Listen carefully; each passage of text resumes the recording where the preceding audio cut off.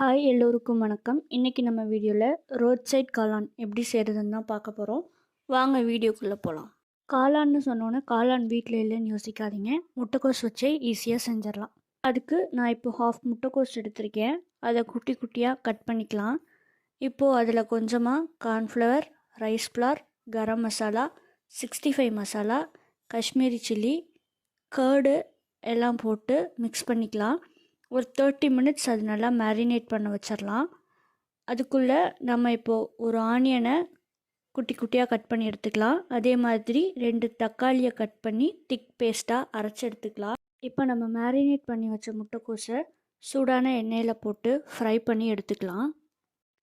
இப்போது ஸ்டவ்வில் ஒரு பேன் வச்சு பேன் சூடானதும் 3 ஸ்பூன் எண்ணெய் ஊற்றி எண்ணெய் சூடானதும் நம்ம கட் பண்ணி வச்சுருக்க ஆனியன் அதில் போட்டு அது கலர் சேஞ்ச் ஆகுற வரைக்கும் நல்லா வதக்கிக்கலாம்.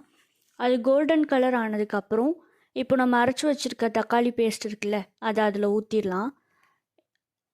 இப்போது அதை லோ ஃப்ளேமில் வச்சு அதோட ரா ஸ்மெல் போகிற வரைக்கும் லைட்டாக கொதிக்க விடலாம். இப்போது அதோட ரா ஸ்மெல் ஃபுல்லாக போயிடுச்சு. இப்போ அதில் ஒரு ஸ்பூன் கார்ன்ஃப்ளவரை லைட்டாக வாட்டர் ஆட் பண்ணி மிக்ஸ் பண்ணி வச்சுருக்கேன். அதை நல்லா கட்டி இல்லாமல் கலந்து விட்டுட்டு அதில் ஊற்றிடலாம். இப்போது அதை நல்லா ஒரு டைம் ஃபுல்லாக மிக்ஸ் பண்ணி விட்டுறலாம்.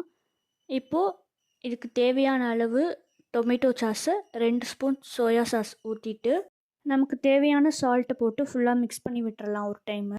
ஃபைனலாக நம்ம ஃப்ரை பண்ணி வச்சுருக்க முட்டைக்கோஸ் இதில் போட்டு ஒரு 5 மினிட்ஸ் லோ ஃப்ளேமில் வச்சு குக் பண்ணிவிட்டு ஆஃப் பண்ணிவிடுங்க. இப்போது டேஸ்டியான ரோட் சைட் காளான் வீட்டிலையே ரெடி.